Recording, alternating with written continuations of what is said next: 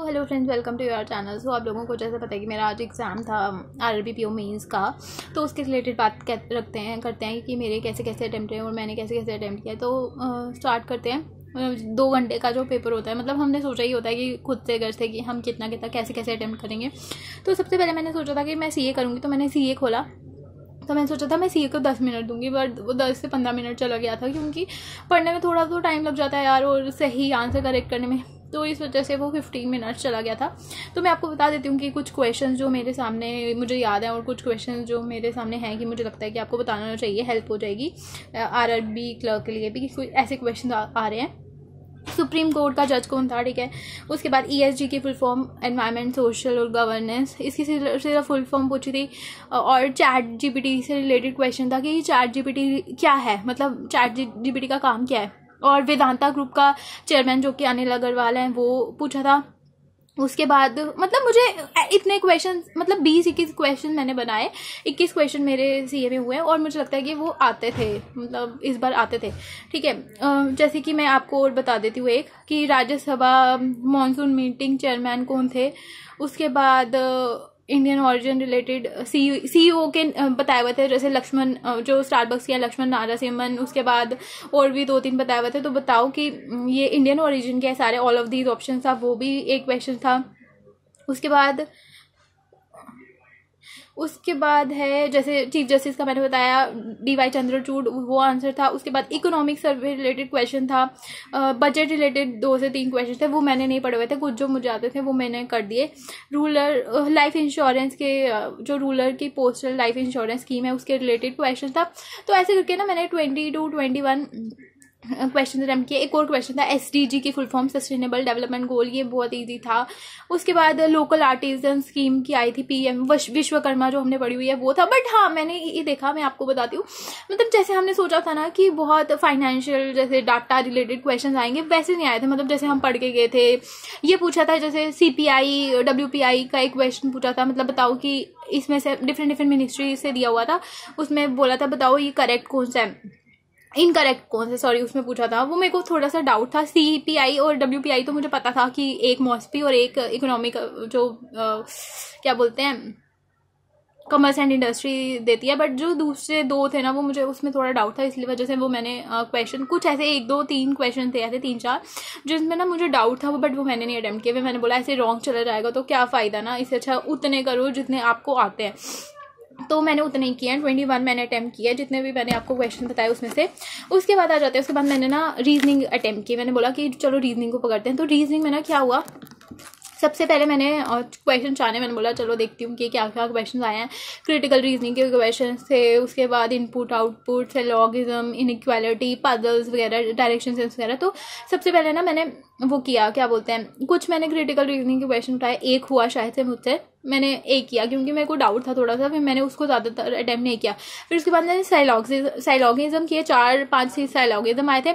उसके बाद जो है इनइक्वालिटी के क्वेश्चन आए थे 2-3, वो किए अटेम्प्ट। उसके बाद मैंने किया डायरेक्शन सेंस से कुछ क्वेश्चन आए थे, वो किए अटेम्प्ट। उसके बाद आए थे 2 पजल जो मैंने अटेम्प्ट किए। एक मैंने लोगों को पता होगा स्क्वायर बेस पजल आया था, जिसमें कॉर्नर में 4 लोगों को बिठाना था और 4 इनसाइड जो कॉर्नर वाले थे वो अंदर देख रहे थे, और जो मिड में बैठे हैं वो सारे बाहर देख रहे थे। तो वो वाला क्वेश्चन मेरे से बन गया था। इसको थोड़ा टाइम लग गया, लेकिन ना इनमें थोड़ा टाइम चला गया था। उसके बाद मैंने किया एक और पजल, जिसका जो था मंथ बेस्ड, आपको पता होगा जनवरी फरवरी मार्च, मतलब ऐसे जनवरी फरवरी बेस्ड एक पजल आया था। वो भी इजी था बहुत, सोशियोलॉजी वगैरह जिसमें साथ में आइटम्स दी हुई थी, वो इजी था। एक पजल मेरा रह गया इसमें, एक इनपुट आउटपुट का क्वेश्चन मेरा इसमें रह गया, और कुछ जो है मिसलेनियस क्वेश्चन जो है वो मैंने नहीं अटेम्प्ट किए, क्योंकि मुझे उनमें थोड़ा सा डाउट था। तो रीजनिंग में भी मैं बताऊँगी मेरे 20 अटेम्प्ट हुए, मुझे ठीक लगा, मतलब जितना मैंने अटेम्प्ट किया उतना उसके हिसाब से ठीक है। कुछ और कर सकते थे बट उस टाइम पे नहीं हो पाया, क्योंकि ना यार टाइम हो गया था, 60 मिनट्स लगे थे तब मेरा रीजनिंग कंप्लीट हुआ। मतलब मेरे को 65 तक करना था।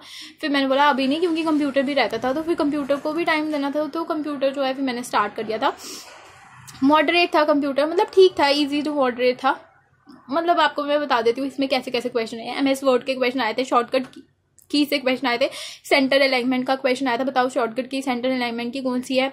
नेटवर्किंग का क्वेश्चन था, गेट से रिलेटेड क्वेश्चन था, बताओ जो है मतलब ऑप्शन में पूछा गया था, बहुत सारी चीज़ें की थी, बोला था कि इसमें बताओ कि गेट्स कौन से, इफ़, वेदर वगैरह, एंड, नॉट वगैरह, तो हमें पता था एंड और नॉट गेट होते हैं, तो उसको करेक्ट करना था। बाइनरी नंबर से एक क्वेश्चन पूछा था, वो बहुत इजी था, वो भी बहुत इजी था। एक्सेल से रिलेटेड क्वेश्चन आया था। फिर उसके बाद मैंने नेटवर्किंग, OSI मॉडल वगैरह से रिलेटेड क्वेश्चन आया था, वो मैंने आपको बता दिया। मतलब कंप्यूटर भी ठीक था। इसके ना मुझे एक्चुअली अटैम्प्ट्स याद नहीं है कितने हैं, मैं आपको एंड में बताती हूँ कि मेरे कितने कितने अटैम्प्ट्स हैं। बाकी तो मैंने आपको बता दिया। CA का मेरे 21 अटैम्प्ट हुए, रीजनिंग मेरे 20 अटैम्प्ट हुए। उसके बाद आ जाते हैं क्वांट्स की बात। क्वांट्स मैं आपको बताती हूँ, क्वांट्स तो हॉरिबल थी ना, मतलब जितना मैं डरती हूँ ना, इस बार मैं नहीं डरी, फिर भी मेरे से कम ही अटैम्प्ट हुए, बहुत कम। मतलब ये एक क्वांट था जिसने मेरा पेपर, मतलब जो ऐसे लग रहा है कि ये पेपर ख़राब हो गया है इसकी वजह से। नहीं हुआ यार क्वांट, पता नहीं, मैं सोच के गई थी बन जाएगा, बट सच में नहीं हुआ। बहुत मतलब बस इसकी वजह से थोड़ा दुख है। मतलब वो हम मेहनत करते हैं ना, और एक सब्जेक्ट की वजह से जब आपका कुछ गलत हो जाता है ना, तब बड़ा बहुत बहुत बुरा लगता है। और वो क्वांट था आज के पेपर में, मेरे को लगा कि मतलब टफ टफ था। मैं अब क्या बोलूँ, मैं आपको बता देती हूँ इसमें क्या क्या रहा है। कैसे DI आई थी, एक टेबल एक DI आई थी जिसमें बताया था कि टेबल और चेयर इतने इतने हैं सब। मतलब जितनी भी DIs आई थी ना, मोस्टली वो ज़्यादा वेरिएबल बेस्ड थी। टेबल वाला ये वाला आया था। और एक और मैं आपको बताऊँ, केसलेट मैंने आपको बताई, जो CP से रिलेटेड एक केसलेट थी। एक क्वेश्चन अर्थमेटिक के आए थे, SICI का क्वेश्चन आया था जो मैंने अटेम्प्ट किया है।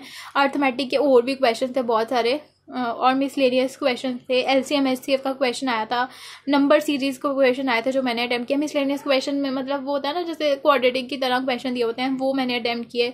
तो एक लास्ट में ना DI थी, आप लोगों को याद होगा, जिसमें ना दिया हुआ था मैन्युफैक्चर की हुई चेयर्स या कुछ ऐसा ही था।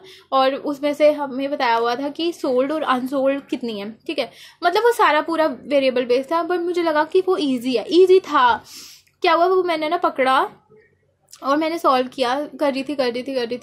बट ना मुझे उसमें तब दिमाग में स्ट्राइक ही नहीं किया कि भाई इसमें इक्वेशंस बन रही हैं, 2 इक्वेशन बन रही हैं, और X और Y की वैल्यू निकल जाएगी, या P और Y की वैल्यू जो भी थी वो निकल जाएगी। बट वो उस टाइम पे नहीं हो पाया, सच में नहीं हो पाया। तो पूरा पेपर ख़राब हो गया क्वांट की वजह से। 6 इक्वेशन अटेम्प्ट हुए हैं मेरे क्वांट में, जो कि बहुत गंदे, आई नो। और क्या बोलूँ, अब रो भी नहीं सकती या हंस भी नहीं सकती, समझ नहीं आ रही क्या करूँ इसका। अब इसको लेके थोड़ा ना रोती रहूँगी। जब मैं आई थी ना घर पे, मुझे इतना रोना आया था सच में, इसकी वजह से, क्वांट की वजह से, जो हमेशा परेशान करती है। इस बार मैं डरी भी नहीं, फिर भी इसने परेशान किया है। अभी मैंने इसको इतना टाइम दिया, फिर भी 6 क्वेश्चन मुझसे अटैम्प्ट हो पाए हैं, मैं सच बता रही हूँ। उसके बाद इंग्लिश आ जाते हैं। इंग्लिश में मैंने 29 किया। मैं पहले बता दूँ, ये मेरी सबसे फेवरेट सेक्शन है, फिर भी मैंने इसमें 2 चीज़ें छोड़ दी, और वो भी मैंने क्वांट्स को टाइम देने के लिए, कि मतलब एटलीस्ट सेक्शनल तो पार हो, लेकिन अब उम्मीद वो भी कम ही है। बट मैं आपको बता देती हूँ इंग्लिश में मैंने कैसे अटैम्प्ट किया। 2 RC आई थी, 2 RC में से मैंने 1 RC अटैम्प्ट किया है। बहुत इजी थी यार वो RC, लास्ट में थी एक RC, वो बहुत ज़्यादा इजी थी। उसके बाद जंबल सेंटेंस था, वो मैंने नहीं किया। एरर डिटेक्शन आए थे, वो इजी थे। उसके बाद रिप्लेसमेंट के क्वेश्चन थे कि बताओ कि ये रिप्लेस करके क्या आएगा। पैराग्राफ वाला क्वेश्चन, मतलब पैराग्राफ में डैश दी हुई थी, उससे हमें वर्ड्स चुनने थे कि क्या क्या आ सकते थे। फिर उसके बाद फिलअप्स आए थे बहुत सारे। एक RC जो था वो थोड़ा टफ था, स्टार्टिंग में आया था, डाटा रिलेटेड था, उसमें से भी कुछ क्वेश्चन फिर मैंने वो नहीं किया। जो जंबल सेंटेंस था ना, उसका मैंने फर्स्ट क्वेश्चन किया है। मतलब उसमें एक क्वेश्चन आता है ना, फर्स्ट बताओ सेंटेंस होता था, तो वो चूज हो ही जाता ऑलमोस्ट, तो मैंने वो वाला कर लिया था। तो ऐसे करके जो है इंग्लिश मेरे को ठीक लगा। और इंग्लिश में ना एक और क्वेश्चन आया था फ्रेज रिलेटेड, कि बताओ ये फ्रेज इन सेंटेंस में सही से यूज हुआ है कि नहीं हुआ, तो वो मैंने कर लिया। तो ऐसे करके मेरे 29। एक मैंने आपको बताया कि 5 क्वेश्चन तो वो छूट गए ना, मतलब 5 जंबल सेंटेंसेस के क्वेश्चन छूट गए, और 5 जो RC के जितने भी आए थे वो छूट गए। और एक और, क्योंकि 40 क्वेश्चन होते हैं ना, तो इसमें से मेरे 29 अटैम्प्ट हुए हैं, ठीक है। तो 29 ये हुए, 20 ये हुए, 21 ये हुए, 6 ये हुए। तो कितने मेरे टोटल मैं आपको बता देती हूँ 105 क्वेश्चन हुए हैं। तो बाकी जो भी बच गए, जितने भी अटैम्प्ट रहे हैं, बाकी सबको छोड़ के जितने भी बच गए थे अटैम्प्ट, वो कंप्यूटर के हुए हैं। तो 105 अटैम्प्ट हुए हैं, बट मार्क्स कम ही आएंगे इसमें, क्योंकि कंप्यूटर हाफ मार्क्स का होता है। ये आप लोगों को तो पता ही होगा। तो देखते हैं कैसा रहता है अब रिजल्ट, क्या नहीं रहेगा, अब जो भी होगा वो देखते हैं कि कट ऑफ पे डिपेंड करेगा कि क्या है क्या नहीं। तो आप लोग भी बताना कि आपके कितने कितने अटैम्प्ट रहे हैं इस एग्ज़ाम में, आरआरबी पीओ के मेंस में। सो अभी के लिए यहीं पे मैं रखती हूँ। और आरआरबी क्लर्क का भी मेंस है, तो उसके लिए आप लोग अच्छे से प्रिपेयर करो। तो और कमेंट सेक्शन में बताना कि आपके कितने कितने अटैम्प्ट रहे हैं और आपका कैसे कैसे एग्ज़ाम गया है। तो थैंक यू फॉर वॉचिंग।